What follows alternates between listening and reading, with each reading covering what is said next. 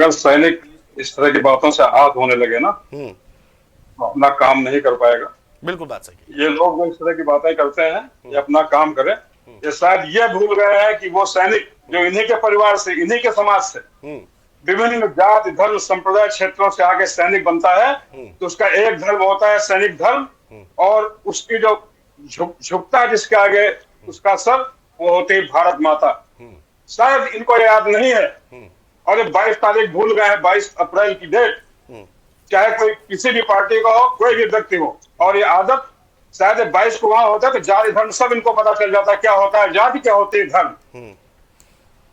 मतलब मैं किस तरह से इस चीज को कहूं, और ये लोग क्या समाज से बाहर है क्या, या सैनिक समाज से बाहर से आता है? जब देखो तब कोई प्रूफ मांगता है, जब बोल दो तब कोई जो है उसकी बात करता है। शर्म नहीं आती बात करने के लिए। आप अपने घर के बच्चों को, आप अपने घर के भाइयों को, आप अपने घर की बहनों को, जो सब कुछ छोड़ करके आज की डेट में पूरे विश्व में डंका बजा है और घुटने विचार में ला दिया, उसके लिए टीका टिप्पणी करते हैं। भूल गए क्या थूक रहे हो, आपके ऊपर ही थूक आ रहा है वो। आप कर्नल सोफिया की बात करते हैं। आप सोच नहीं सकते जिस पायदान में बैठी हुई है ना, आप शायद जन्म लेकर वहां नहीं पहुंच सकते हैं। एयरफोर्स अफसर भारतीय जहां बैठे हुए हैं ना, आप जातियां गिनाते रहिएगा। आप व्योमर सिंह की बात करते हैं, सोच के देखिए आप उसके सामने कहां खड़े होते हैं। आपकी औकात नहीं कि आप सलूक कर सकें उसको।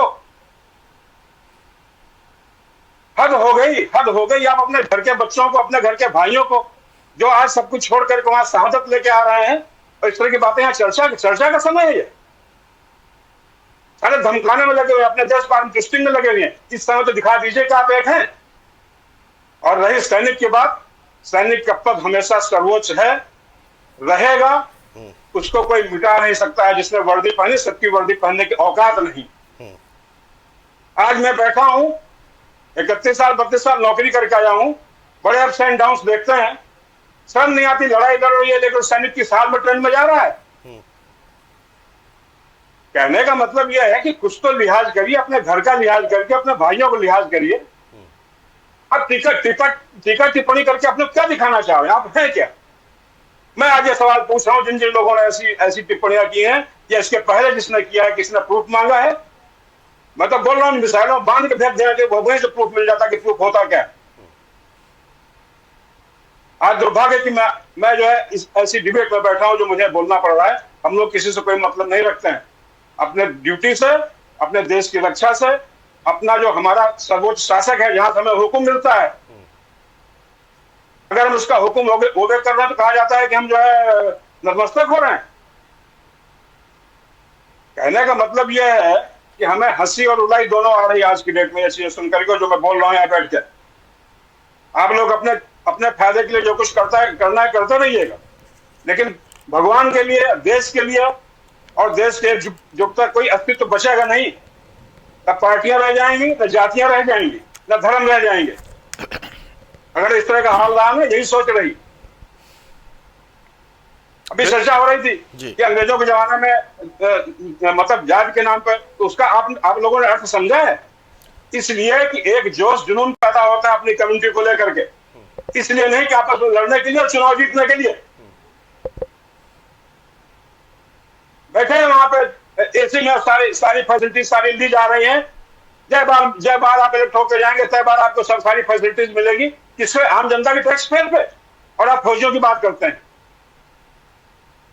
सर माननी चाहिए, जिस किसी ने जैसे भी कहा, जिस मंशा से कहा हो, मंशा बहुत क्लियर है। अगर आप हमारे ऊपर, हमारे सैनिकों के ऊपर आप जो है उंगली उठाएंगे, छीटाकशी करेंगे, तो वो बर्दाश्त से बाहर की बात है। आप बाहर जो कुछ भी करते रहिए, हम लोगों को कृपा करके आप लोग बख्शिए इससे।